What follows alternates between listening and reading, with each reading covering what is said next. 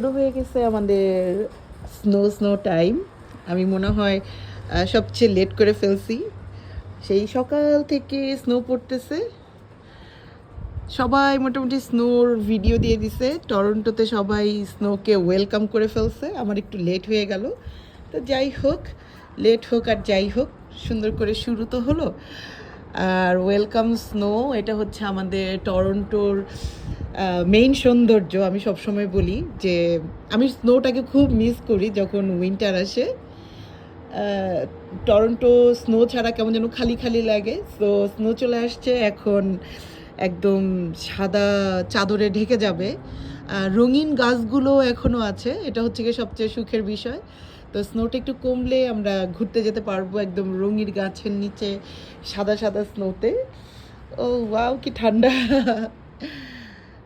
স্নোগুলো পড়ে পড়ে কেমন যেন গলে যাচ্ছে, সো এই কারণে এখনও জমতেছে না। যাক, ভালো হয়েছে। খুবই সুন্দর লাগতেছে,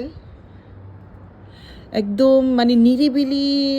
আস্তে আস্তে যেরকম হয় না যে নিরিবিলি স্নো পড়তেছে, খুবই নিরিবিলি, হালকা বাতাস আছে।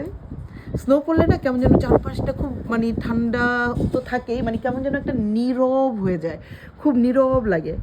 আমাদের কানাডার পতাকাটাও খুব সুন্দর করে উঠতেছে।